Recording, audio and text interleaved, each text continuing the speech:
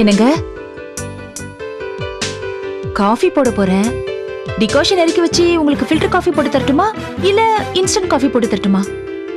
வேணாம். ரெண்டும் வேணும்னா டீ போட்டு தரட்டுமா? வேணாங்கறேன்ல. அப்போ சூப்பு வேண்டாம். வேற என்னதாங்க வேணும்?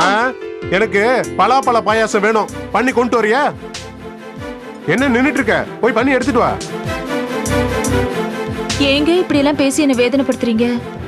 நீங்க ஒண்ணு கேட்டு அதை நான் செஞ்சு கொடுக்கலனா என் மனசு எவ்வளவு வேதனைப்படும் தெரியுமா? அதுவும் இது பலாப்பழ சீசன் வேற இல்ல. இருந்தும் இந்த சமயத்துல போய் கேக்குறீங்களே. ஓஹோ, அப்ப பலாப்பழம் இருந்தா பாயாசம் பண்ணி கொண்டு வந்துருவேன். கண்டிப்பா பண்ணி கொடுத்துருப்பேங்க. நீங்க கேட்டு நான் பண்ணலனா அப்புறம் நான் என்னங்க பொண்டாட்டி? ஏய், வாயை மூடு. நீ பேசுறது உனக்கே ஜாஸ்தியா பண்ணலையா? குழந்தைகிட்ட என்னன்னா என்ன காமிச்சு பேசுற, டாக்டர்கிட்ட என்ன பத்தி ஆகா ஓகன்னு அளந்து விடுற. இந்த டிராமாவில பேசுற மாதிரிலாம் பேசாத. உன் மனசுல என்னதான் நினைச்சிட்டு இருக்க? ஏங்க, நான் உங்களை பத்தி உயர்வா தானே பேசினேன். அது உங்களுக்கு பிடிக்கலையா? பிடிக்கிறதா? மிளகாப்பொடியை தூவி விட்ட மாதிரி எரிச்சல் தான் வருது. நீ பாட்டுக்கு டிராமா போட்டுட்டு இருப்ப, அதை பார்த்து நான் ரசிச்சிட்டு இருக்கணும். நான் என்ன கேன பயல? தெரியுதுல்ல, இயல்பா யதார்த்தமா நடக்கிற விஷயங்கள் எல்லாம் கட்டாயப்படுத்தி பண்ணுன்னு சொன்னா அது சகிக்க முடியாதுன்னு இப்போது புரியுதா? அதெல்லாம் தானா வரணுங்க. வலிய வலிய பண்ணா சகிக்க முடியாதுன்னு உணர்ந்த சரி. இத பாருங்க, இனியாவது சிரிச்ச முகமாயிரு, சந்தோஷமாயிரு, அப்படி இப்படி என்ன டார்ச்சர் பண்ணாம இருக்கீங்களா? அப்ப நீ இப்படிதான் இருப்ப. வெச்சா குடுமி செரிச்சா மொட்டன் நடந்துக்குவ. அப்படிதானே சொல்ல வர? இத பாருங்க, இப்ப நான் பண்றது எல்லாமே வீம்பு சரியில்லைன்னு உங்களுக்கே படுதே. அது ஏன்? நீங்க சொன்னதுக்காக நான் உங்ககிட்ட செயற்கையா நடந்துக்கிறேன். அதனால தானே. இதுவே தானே நடந்தா அப்ப அது நல்லா தானே இருக்கும். தன்னால அது நடக்கணும்னா அது நீங்க நடந்துக்கிற விதத்துல தாங்க இருக்கு. நீங்க என்கிட்ட நல்லா நடந்தா என்னோட ரியாக்ஷன் நல்லா தாங்க இருக்கும். இது இயற்கையான விஷயங்க. அதுக்கு நம்ம வலிய பண்ண வேண்டியது எதுவுமே கிடையாது.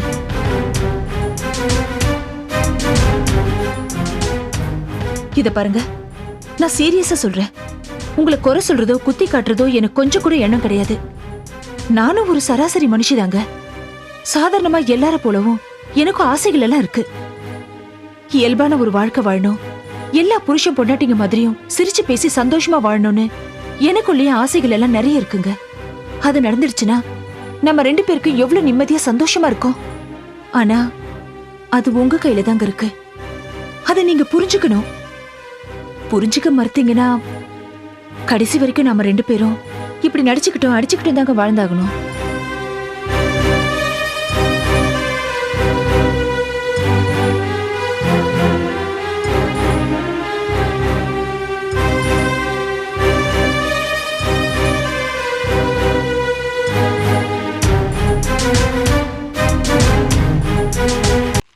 அப்பா, நீங்க சரியா சாப்பிடாம பாதியிலேயே கையை கழுவிட்டீங்க. ஒன்னும் இல்லம்மா, பசி இல்ல. ஏன்பா, வயிறு மந்தமா இருக்கா? நான் வேணா இஞ்சி கஷாயம் போட்டு தரவா? அதெல்லாம் வேணாம். ஓய், முதல்ல நல்லா வாய்க்கு ருசியா சமைச்சு போடுறீ. உப்பு அள்ளி போட்டு சோறு ஓட்டா அவர் எப்படி சாப்பிடுவாரு? வயசானவரு. இதுல இஞ்சி கஷாயம் வச்சு கொடுக்குறீங்களா? ஆளுகளை வாய்க்கு ருசியா இல்லாம தான் 2 தடவை கேட்டு கேட்டு வாங்கி சாப்பிட்டீங்களாக்கும். எனக்கு கள்ளத்தினால் சிரிக்கிற வர முடியும். டேய், அவ சும்மா கிண்டல் பண்ணிட்டு இருக்கா. அவளுக்கு சரி சரி பதில் சொல்லிக்கிட்டு நீ வருத்தப்படாதம்மா. சாப்பாடு நல்லா தான் இருக்கு. நான் கூட நீங்க சரோ வீட்டுக்கு போயிட்டு வந்த சங்கடத்துல தான் சரியா சாப்பிடலையோன்னு நினைச்சேன். முன்னெல்லாம் சரோ வீட்டுக்கு போயிட்டு வந்தாலே ஒரே பயமா இருக்கும், என்னதோ ஏதோன்னுட்டு. ஆனா இப்போ எதை கேட்டாலும் சலிப்பாவே இருக்கு. என்ன அறிவுறுத்தனமா பேசிட்டு இருக்க? அவர் கதை கேட்டு நீ பதில் சொல்லிட்டு இருக்கியா? குடும்ப விஷயம் முடி மாமாட்ட சொல்லி சங்கடப்பட மாட்டாரு? ஏங்க, நான் என்ன சொல்றேங்கிறத புரிஞ்சுக்காம சும்மா சும்மா குதிக்காதீங்க. அந்த வீட்டு ஆளுங்க நடந்துக்கிற விதம் நமக்கு சலிப்பா இருக்குன்னு. அதேதான்டா, அவ சொல்றது சரிதான். எனக்கு அந்த அம்மா பேச்ச கேட்டு கேட்டு சலிப்பு தான் வந்துருச்சு. சரி விடுங்கப்பா, என்னைக்காவது ஒரு நாள் உங்களோட அருமை தெரியாமல போகுது. உடுமா, அந்த அம்மாளுக்கு அருமை தெரிஞ்சா என்ன தெரியாட்டி என்ன? 24 மணி நேரமும் கூட இருக்க மருமகளோட அருமை தெரியலேன்னு தான் எனக்கு வருத்தமா இருக்குது. அதுவும் இந்த ஒரு புதுசு புதுசா ஆளுங்களை பிடிச்சி புதுசு புதுசா பிரச்சனை பண்ண ஆரம்பிச்சிருக்காங்க. அடுத்தது புதுசா வேற என்ன பிரச்சனை பண்ண போறாங்களான்னு நான் யோசிச்சுட்டு இருக்கிறேன்.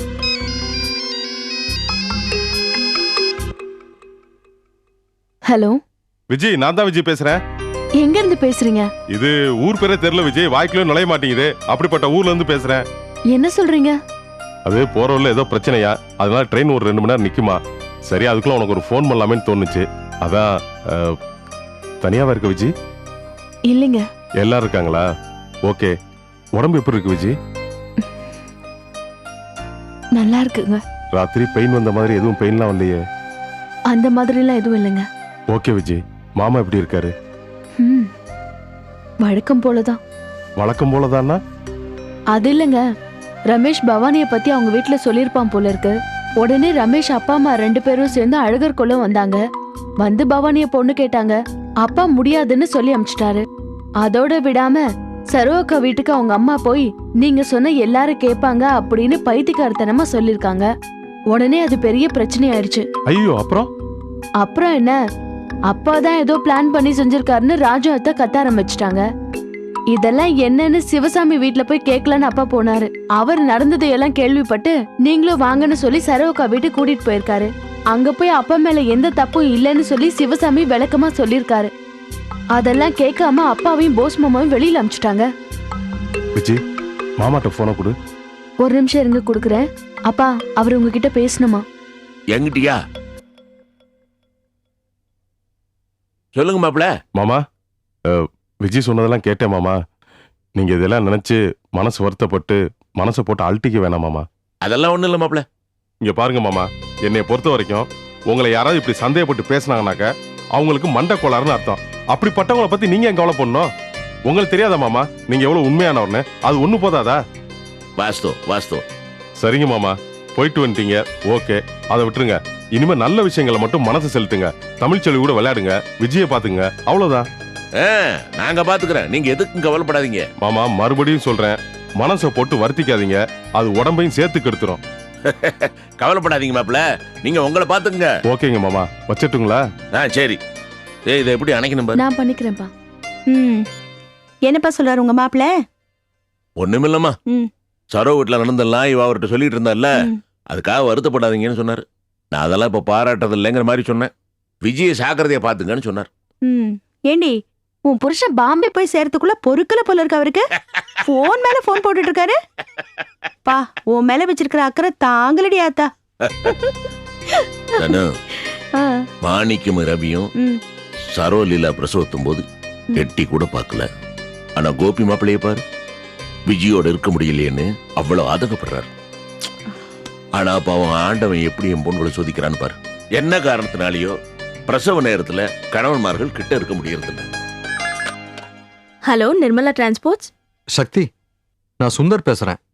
ஹலோ, எப்படி இருக்கீங்க? நல்லா இருக்கேன்.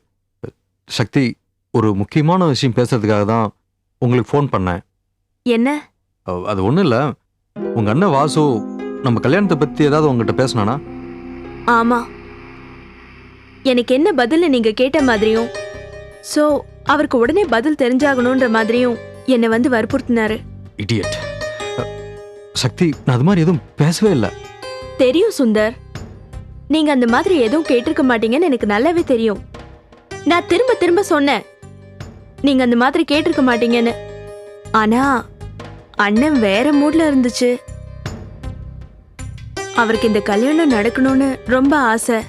அதுக்கு நான் என்ன பண்ண முடியும்? இந்த பேச்சு இதோட விட்டுருங்கன்னு ஒரேடியா சொல்லிட்டேன். தேங்க்ஸ் சக்தி. சக்தி, நீங்க உங்க ஃபியூச்சரை பத்தி ஏதாவது ஐடியா பண்ணி வைங்க. நீங்க வெளியில் சொல்லணும்னு பரவாயில்ல, உங்களுக்குள்ளே நீங்க ஒரு தீர்மானமா இருங்க. என் மனசுல ஒண்ணு இருக்கு சுந்தர், அது உங்ககிட்ட சொல்றதுல தப்பில்லைன்னு நினைக்கிறேன்.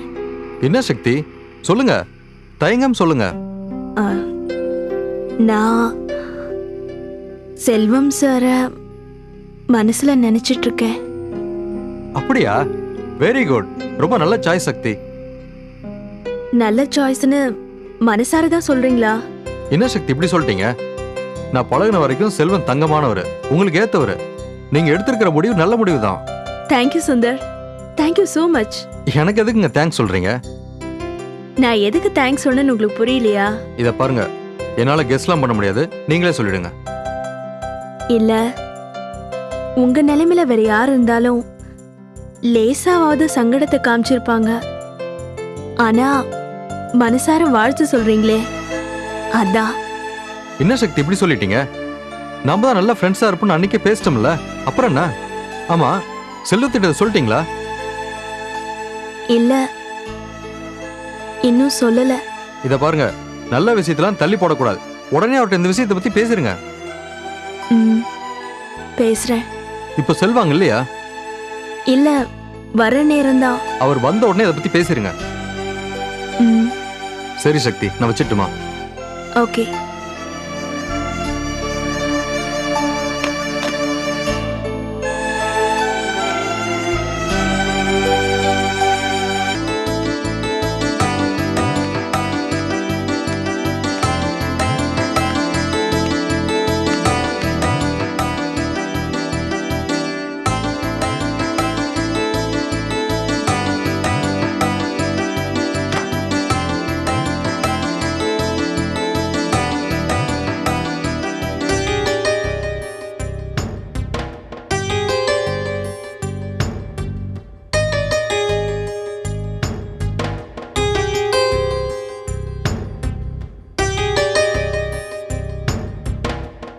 சார்,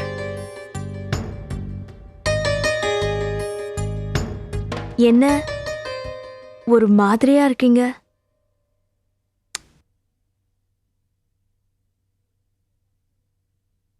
உடம்புக்கு ஏதாச்சும்? இல்ல, அதெல்லாம் ஒண்ணும் இல்ல.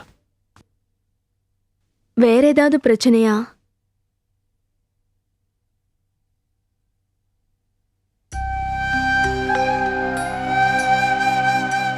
வீட்டில் தான் சக்தி பிரச்சனை.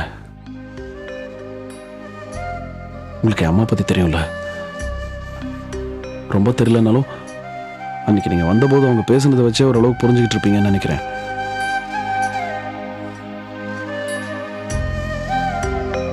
வீட்டில் ரொம்ப பிரச்சனை சக்தி. பாவம் சக்தி, எங்க அண்ணி. அவங்களை எங்க அம்மா படுத்துற பாடு இருக்க பார்க்கும்போதே மனசுக்கு ரொம்ப கஷ்டமா இருக்கு. ரொம்ப நல்லவங்க எங்க அண்ணி. அவங்க இடத்துல வேற யாராவது இருந்தா போதுண்டா சாமின்னு எல்லாத்தையும் உதறிட்டு என்னைக்கோ ஓடி போயிருப்பாங்க. அவங்க இவ்வளவு தூரம் பொறுமையா இருக்கிறதுனால தான் இன்னும் எங்க குடும்பம் சிதறாம இருக்கு. என்னவோ எங்க அம்மாவுக்கு இதெல்லாம் புரியவே மாட்டேங்குது சக்தி. எங்க குடும்பத்துக்குள்ள மருமகளா வர்றதுக்கே பா கொடுமையான விஷயம். எந்த ஜென்மத்துல என்ன பாவம் பண்ணாங்களோ தெரியல எங்க அண்ணி. இவ்வளவு நாளா அதை அனுபவிச்சுட்டு இருக்காங்க.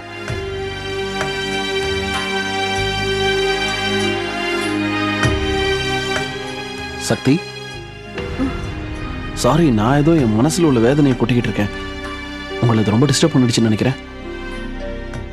இல்ல இல்ல,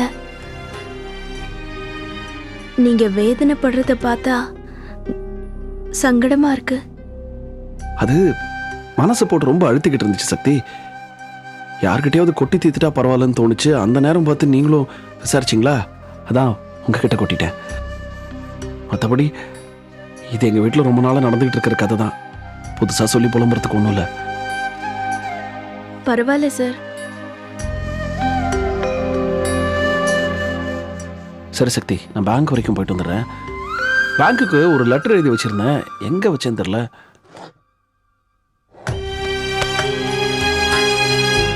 ஒரு ப்ரௌன் கவர்ல எழுதி வச்சிருந்தேன். இதோ பட்டுமா? நான் சொன்னதெல்லாம் நினைச்சு தயவு செஞ்சு நீங்க எதுவும் ஃபீல் பண்ணாதீங்க.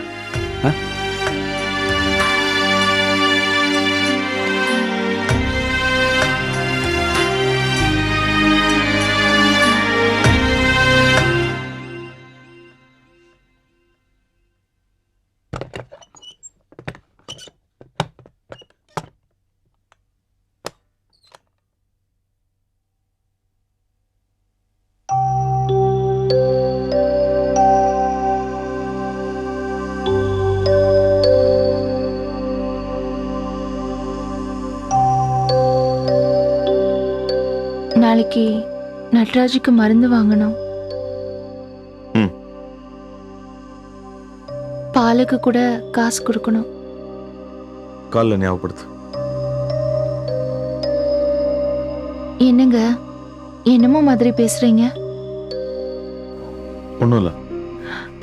இல்ல, சும்மா சொல்லுங்க. உடம்பு சரியில்லையா? என்ன சொல்லுங்க. இல்லை, காலையில் நம்ம வீட்டில் நடந்த விஷயம்தான். அதுவா, அத பத்தி எதுக்கு பேசணும் இப்போ? நான் உங்ககிட்ட ஒன்று சொல்றேன், அதை தட்டாம செய்றீங்களா? நம்ம நட்ராஜ் பேர்லயும் நிர்மலாவோட பொண்ணு பேர்லயும் பேங்க்ல மாசம் பணம் போடுற மாதிரி ஏற்பாடு செஞ்சிருங்க. இதை ரொம்ப நாளாவே உங்ககிட்ட சொல்லணும்னு நினைச்சிட்டு இருந்தேன். ஏங்க, நான் எது சொன்னாலும் நீங்க பதில் சொல்ல மாட்டீங்களா? இல்ல சரோ, நீ யதார்த்தமா தான் பேசுறியா இல்ல? ஏன் இதுல என்ன சந்தேகம்? இல்ல, காலையில நம்ம வீட்ல அவ்வளவு தூரத்துக்கு நடந்திருக்கு, அத பத்தி ஒரு வார்த்தை கூட பேசாம. ஆமா, அத பத்தி என்ன இப்போ? அத பத்தி ஏன் பேசணும்? இல்ல சரோ, மனசுல உள்ள கோவத்தை உள்ளுக்குள்ளேயே வச்சுக்கிட்டு ஏன் வர்த்திக்கணும்? பின்ன அதை கொட்டி தீக்கவா முடியும்? அப்படியே பேசினாலும் அதுல உள்ள நியாயமோ இல்ல ஆத்திரம் குறைஞ்ச திருப்தியாவது கிடைச்சா பரவாயில்ல. மேல மேல பிரச்சனை வளர்ந்து விஸ்வரூபம் தானே எடுக்குது. உண்மையா சொல்றேன் சரோ, காலையில இங்க நடந்த விஷயம் மனசுக்கு ரொம்ப சங்கடமா இருக்கு. ஏன் தான் நம்ம வீட்டுல மட்டும் இப்படி எல்லாம் நடக்குதோ? நம்ம வீட்டுல மட்டும் இப்படி எல்லாம் நடக்கலைங்க, மத்தவங்க வீட்லயும் இப்படி எல்லாம் நடக்கும். ஆனா அங்க பிரச்சனை வந்தா தப்பு எல்லார் மேலயும் இருக்கும். ஒரே ஒரு ஆள் தான் காரணம்னு இருக்காது.